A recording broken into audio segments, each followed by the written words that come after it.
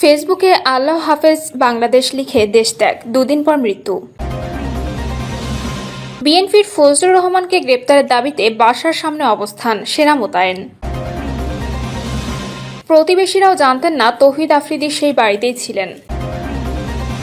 এবং সর্বশেষ জানাবো, ফজলুর রহমানের বাসার সামনে নামাজ পড়ল বিক্ষোভকারীরা।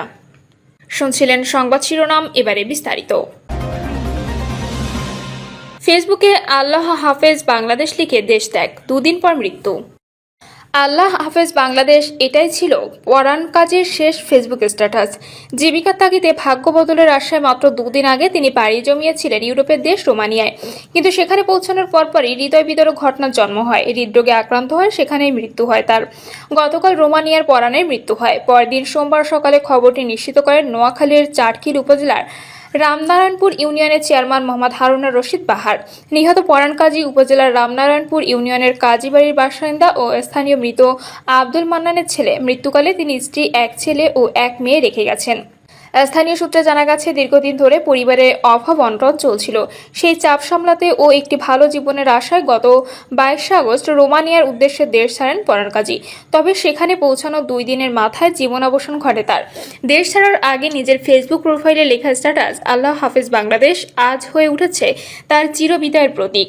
পরাণের মৃত্যুর খবরে পরিবারে নেমে এসেছে শোকের ছায়া। ভেঙে পড়েছেন স্ত্রী, সন্তান সহ স্বজনরা। প্রতিবেশীরাও বাকরুদ্ধ। চাটখিলের স্থানীয় বাসিন্দা জহিরুল ইসলাম বলেন, পরাণ ভাই অনেক শান্ত স্বভাবের মানুষ ছিলেন।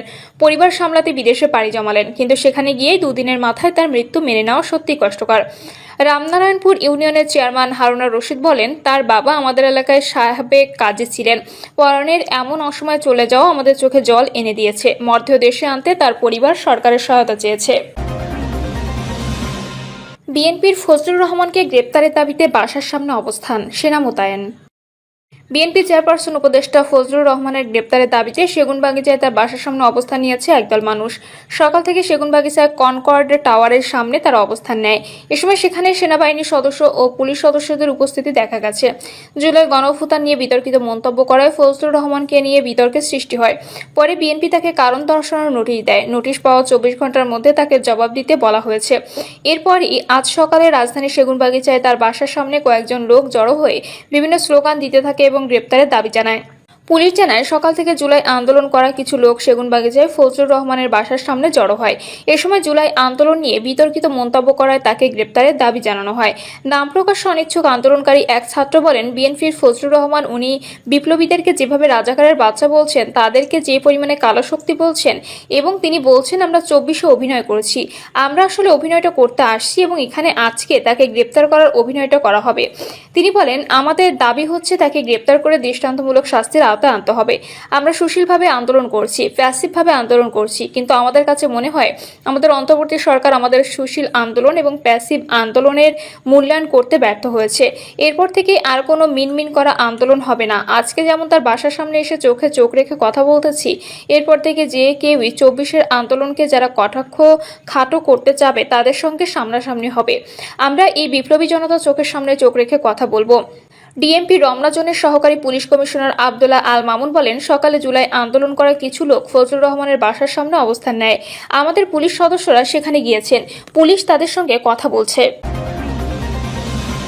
প্রতিবেশীরাও জানতেন না তৌহিদ আফ্রিদি সেই বাড়িতেই ছিলেন। আলোচিত কন্টেন্ট ক্রিয়েটর তৌহিদ আফ্রিদিকে গ্রেপ্তার করেছে পুলিশ। রাত 10:30টার দিকে বরিশালের বাংলাবাজার এলাকার রোগ নির্ণয় কেন্দ্রের পাশের একটি বাড়িতে অভিযান চালিয়ে তাকে গ্রেপ্তার করে পুলিশের অপরাধ তদন্ত বিভাগ। তাকে যাত্রাবাড়ি থানায় করা হত্যা মামলায় গ্রেপ্তার দেখানো হয়। এদিকে তৌহিদ যে বাড়িতে আত্মগোপনে ছিলেন, সেখানকার আশপাশের প্রতিবেশীরাও জানতেন না যে তিনি ওখানে আছেন। একজন প্রতিবেশী নাম প্রকাশ না করার শর্তে দেশের এক সংবাদ মাধ্যমকে বলেন, তৌহিদ আফ্রিদি এখানে লুকিয়েছিলেন, সেটা আমরা ধারণা করতে পারিনি। গ্রেপ্তার হওয়ার পর জানলাম। আগে জানতাম তৌহিদ আফ্রিদি দাদাবাড়ি বরিশালেই। একাধিক প্রত্যক্ষদর্শী বলেন, তৌহিদ আফ্রিদিকে গ্রেপ্তার করে গাড়িতে তোলার আগে বেশ কিছু সময় সেখানে তিনি পুলিশ ও সিআইডির কর্মকর্তাদের সঙ্গে কথা বলেন। তিনি পুলিশ সদস্যদের উদ্দেশ্যে বলেন, আমি দাদার বাসায় আসছি কবর জিয়ারত করতে। আত্মগোপনে থাকার বিষয়ে তিনি বলেছিলেন, আমি ভয় পেয়েছি শুধু আমার স্ত্রীর জন্য, ও 6 মাসের অন্তঃসত্ত্বা। এর আগে গত 17 আগস্ট কন্টেন্ট ক্রিয়েটর তৌহিদ আফ্রিদিকে গ্রেপ্তারের জন্য সরকারকে আলটিমেটাম দেয় জুলাই রেভলিউশনারি অ্যালায়েন্স সংগঠনটির ফেসবুক পেজে একটি পোস্টে দাবি করা হয়, আফ্রিদি শুধু শুধু বর্তমান সরকারের সময়কালে নয়, 15 আগস্টের আওয়ামী লীগ ক্যাম্পেইনের সময়ও অর্থ সরবরাহের সঙ্গে যুক্ত ছিলেন। আরও দাবি করা হয়, আফ্রিদি বাংলাদেশে আছেন, কোনো নাটক চলবে না, সোজাসাপটা গ্রেপ্তার করতে হবে। শেষ পর্যন্ত পুলিশের জালে ধরা পড়েন আলোচিত এ কন্টেন্ট ক্রিয়েটর। ফজলুর রহমানের বাসার সামনে নামাজ পড়লে বিক্ষোভকারীরা। বিএনপি চেয়ারপারসন উপদেষ্টা ফজলুর রহমানকে গ্রেপ্তারের দাবিতে রাজধানীর সেগুনবাগিচায় তার বাসার সামনে অবস্থান নিয়েছে জুলাই আন্দোলন সংশ্লিষ্ট একদল বিক্ষুব্ধ মানুষ। দুপুরে সেখানে নামাজ পড়তে দেখা গেছে বিক্ষোভকারীদের। সকাল থেকে বিপ্লবী ছাত্র জনতা ব্যানারে বিক্ষোভ করেন আন্দোলনকারীরা। বাংলাদেশ গণতান্ত্রিক ছাত্র সংসদ, জুলাই রাজবন্দী সহ কয়েকটি সংগঠনের নেতাকর্মীরা এই অবস্থান কর্মসূচিতে অংশ নিয়েছে। ঘটনাস্থলে সতর্ক অবস্থানে রয়েছে আইনশৃঙ্খলা বাহিনীর সদস্যরা। জুলাই গণঅভ্যুত্থানে নিয়ে বিতর্কিত মন্তব্য করায় ফজলুর রহমানকে নিয়ে বিতর্কের সৃষ্টি হয়। পরে বিএনপি তাকে কারণ দর্শানোর নোটিশ দেয়। নোটিশ পাওয়ার 24 ঘন্টার মধ্যে তাকে জবাব দিতে বলা হয়েছে। আজ সকালে রাজধানীর সেগুনবাগিচায় তার বাসার সামনে কয়েকজন লোক জড়ো হয়ে বিভিন্ন স্লোগান দিতে থাকে এবং গ্রেপ্তারের দাবি জানায়। ডিএমপি রমনা জোনের সহকারী পুলিশ কমিশনার আব্দুল্লাহ আল মামুন বলেন, সকালে জুলাই আন্দোলন করা কিছু লোক ফজলুর রহমানের বাসার সামনে অবস্থান নেয়। আমাদের পুলিশ সদস্যরা সেখানে গিয়েছেন, পুলিশ তাদের সঙ্গে কথা বলেছে। ফজলুর রহমানের বক্তব্য দায়িত্ব জ্ঞানহীন, বলছেন সাইফুল হক।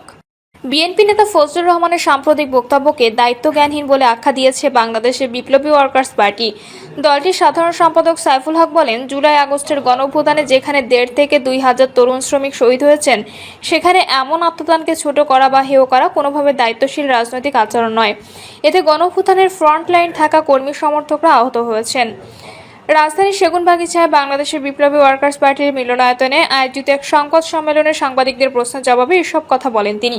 সাইফুল হক বলেন, রাজনৈতিক নেতাদের ব্যক্তিগত অবস্থান থাকতে পারে, তবে মুক্তিযুদ্ধ সহ জাতীয় ইতিহাসের সংবেদনশীল প্রশ্নে কাউকে আঘাত করার মতো বক্তব্য দেওয়া উচিত নয়। ফজলুর রহমানের বাসার সামনে বিক্ষোভ প্রসঙ্গে তিনি বলেন, আমি অনলাইনে দেখেছি তার গ্রেপ্তারের দাবিতে মানুষ সমবেত হয়েছেন, তবে দেশে আইন আদালত আছে, কেউ আহত হলে মামলা করার সুযোগ রয়েছে। মত প্রকাশের স্বাধীনতার জন্যই তো এত আন্দোলন হয়েছে, তাই আইনকে পাশ কাটিয়ে সহিংসতা কোনোভাবেই গ্রহণযোগ্য নয়। বিপ্লবী ওয়ার্কার্স পার্টির সাধারণ সম্পাদক বলেন, মব সন্ত্রাসকে অনুমোদন দেওয়া যায় না। সরকারের প্রত্যক্ষ পরোক্ষ ইন্ধনে এ ধরনের ঘটনা ঘটছে। যদি এটা চলতে থাকে তবে সামাজিক নৈরাজ্য রাজনৈতিক নৈরাজ্যে রূপ নেবে, যা ভবিষ্যতে আরো বিভাজন, বৈরিতা ও সহিংসতা বাড়াবে। আগামী জাতীয় নির্বাচন প্রসঙ্গে সাইফুল হক বলেন, এ ধরনের সহিংসতা চলতে থাকলে ফেব্রুয়ারি নির্বাচনও নতুন করে ঝুঁকির মুখে পড়বে, অভ্যুত্থানে অর্জন বিসর্জনের মুখে পড়বে, তখন আম ছালা দুটোই চলে যাবে। তিনি সব পক্ষকে সংযত থাকার আহ্বান জানিয়ে বলেন, যারা সহিংসতার পেছনে কাজ করছেন তারা অবিলম্বে থামুন, আইনের আশ্রয় নিন। মত প্রকাশের বিপরীতে পাল্টা মত প্রকাশ হতে পারে, কিন্তু সহিংসতার পথে যাওয়া যাবে না। বাংলাদেশকে অনিশ্চিত পরিস্থিতিতে ঠেলে দেওয়ার কোনো পদক্ষেপ দেশের জন্য বিপজ্জনক সংকেত। প্রিয় দর্শক, এই ছিল এখনকার সর্বশেষ সংবাদ। আপডেট সব সংবাদ পেতে চ্যানেলটি সাবস্ক্রাইব করে বেল আইকনটি ক্লিক করে রাখুন।